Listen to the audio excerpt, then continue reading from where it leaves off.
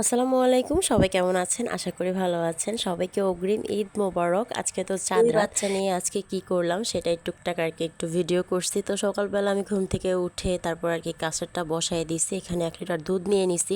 আর গতকালকে নোয়াবের সময়টা বানানোর পরে যেটুকু কন্ডেন্স মিল্ক আর কি ছিল সেটা আমি এখানে দিয়ে দিব।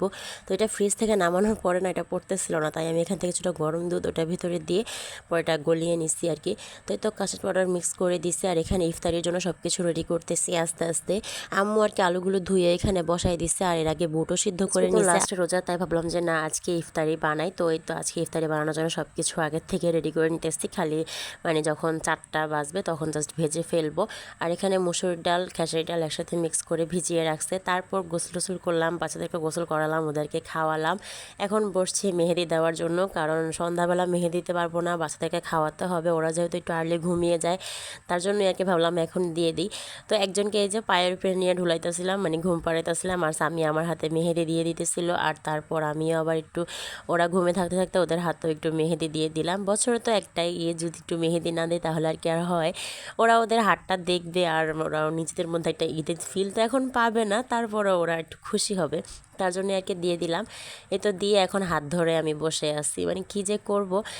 আমারও অনেক ইচ্ছা মেহেদি দেওয়ার, আর আমার বাচ্চাদেরও দিতে ভালো লাগে অনেক। তো আম্মু এখানে রান্নাবান্না করতেছে, গরুর মাংস রান্না করবে, এটা ঈদের জন্য আর কি রান্না করবে, বাট আজকে আর কি একটু কষায় রেখে দেবে, তাহলে ঈদের দিন আর কি কোনো ভেজাল লাগবে না, তাড়াতাড়ি আর কি আলু দিয়ে বা এভাবে ভুনা করে ফেলবে, যেটা করার করবে। তো এখানে সব মশলা একসাথে দিয়ে মাখিয়ে এখন বসাই দিবে। আর এই তো সরিষার তেল দিয়ে দিলে আম্মুকে দেখি সব সময় প্রায় সময় গরুর মাংস রান্না করার সময় এরকম সরিষার তেল দিয়ে বেশিরভাগ সময় আর কি রান্না করে।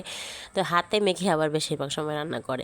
তো যাই হোক, এখানে আম্মু তো ভালোভাবে মেখে নিতে। ঈদের আগের দিন যদি অনেকটা কাজ আগিয়ে রাখা যায় তাহলে কিন্তু ঈদের দিন এত তাড়াহুড়া লাগে না বা এত ঝামেলাও হয় না। তো এখানে আমি ইফতারিও ভেজে নিতেছিলাম, সময় আর বেশি নাই, আর অল্প কিছুক্ষণ আছে, প্রায় 4:30টার মতো বেজে গেছে। এখন যেহেতু রেগুলার গ্যাস থাকে তার জন্য একটু দেরি করে আর কি ভাজতেছিলাম। আর এখানে বেগুনগুলিও কেটে নিছি, এগুলি লবণ হলুদ দিয়ে মাখিয়ে নিব। আর এই তো সব কিছু আমি রেডি করে নিছি, এখন জাস্ট আমি ভাজবো। তারপরে আর ভিডিও করা হয়নি, 2টা বাচ্চা নিয়ে সারাটা দিন একটা দৌড়ের উপরে যায়, কি আর বলবো। তো তারপরেও তো নিজের হাতে একটু মেহেদি দিলাম, কারণ মেহেদি দেওয়াটা আমার অনেক শখ, আমি সময় পেলেই ঈদের সময় মেহেদি দিই। তো আজকের মতো এতটুকুই, সবাই ভালো থাকবেন, আল্লাহ হাফিজ।